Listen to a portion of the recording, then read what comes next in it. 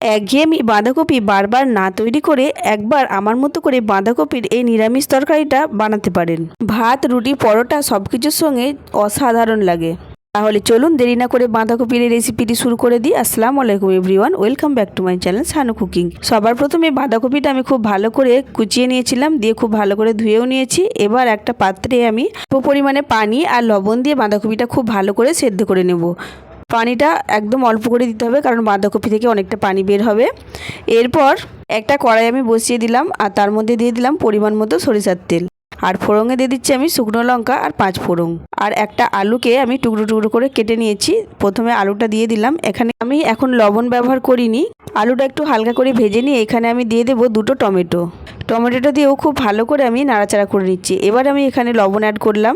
এবার টমেটো আর আলু হালকা করে নাড়াচাড়া করে নিয়েছি আমি। এইবার দিয়ে দেবো পরিমাণ মতো মশলা। এখানে আমি দিয়ে দিচ্ছি লঙ্কার গুঁড়ো, আপনারা এখানে কাশ্মীরি লঙ্কার গুঁড়ো ব্যবহার করতে পারে। এবার দিয়ে দিলাম আমি অল্প করে জিরের গুঁড়ো, হলুদের গুঁড়ো দিয়ে আবারও খুব ভালো করে কষিয়ে নিচ্ছি। এবার অল্প করে একটু পানি দিয়ে দেবো, যাতে করে নিচে মশলাগুলো না লেগে যায়।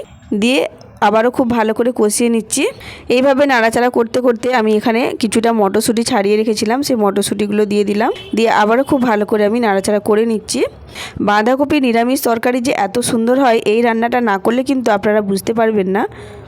প্রথমে ঢাকনা দিয়ে একটু ঢেকে রেখেছিলাম, দিয়ে আবারও ঢাকনাটা খুলে দেখুন আমি কষিয়ে নিচ্ছি। এইবার বাঁধাকপিটা কিন্তু পুরোপুরিভাবে সেদ্ধ হয়ে গেছে। আর বাঁধাকপিটা আগে থেকে যদি সেদ্ধ করা হয় তাহলে কিন্তু রান্নাটাও খুব তাড়াতাড়ি হয়ে যায়। এবার বাঁধাকপিটা আমি দিয়ে দিলাম, দিয়ে আবারও খুব ভালো করে কষিয়ে নিচ্ছি। আজকের এই বাঁধাকপির রেসিপিটি যদি আপনাদের কাছে ভালো লেগে থাকে তাহলে অবশ্যই লাইক, কমেন্ট, শেয়ার করে দেবেন। আর যদি আমার চ্যানেলে কেউ নতুন এসে থাকেন তাহলে অবশ্যই আমার চ্যানেলটা সাবস্ক্রাইব করে আমার পাশেই থাকবেন। আর বাঁধাকপির তরকারিতে কিন্তু অল্প করে চিনি অ্যাড করতেই হবে, হালকা করে একটু চিনি অ্যাড করে দেবেন, তাহলে কিন্তু এই স্বাদটা আরও বেড়ে যাবে। আর এখানে আমি দিয়ে দিলাম ভাজা মশলা, মানে গোটা জিরে, গোটা ধনে আর গোটা গরম মশলা সব কিছু একসঙ্গে মিক্স করে আমি আগে থেকে ভেজে রেখেছিলাম। সেই মশলাটা আমি এখানে ব্যবহার করেছি। আপনারা অবশ্যই এই মশলাটা দেওয়ার চেষ্টা করবেন, তাহলে কিন্তু এই বাঁধাকপির রান্নাটা দারুণ হবে। এবার দেখুন ঢাকনা দিয়ে ঢেকে ঢেকে আমি আবারও খুব ভালো করে রান্নাটা করে নিয়েছি। আর আলুগুলো একটু চামচের সাহায্যে ঘাঁটা ঘাঁটা করে নিচ্ছি। এইভাবে করে নিলেই কিন্তু বাঁধাকপির এই তরকারিটা একদম রেডি হয়ে যাবে।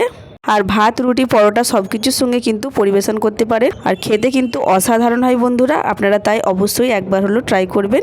আজ তাহলে আসি, ফিরে আসবো নতুন একটা ভিডিও নিয়ে। ততক্ষণ সবাই ভালো থাকবেন, সুস্থ থাকবেন। আর কেমন লাগলো অবশ্যই কমেন্ট করে জানাবেন। আল্লাহ হাফিজ।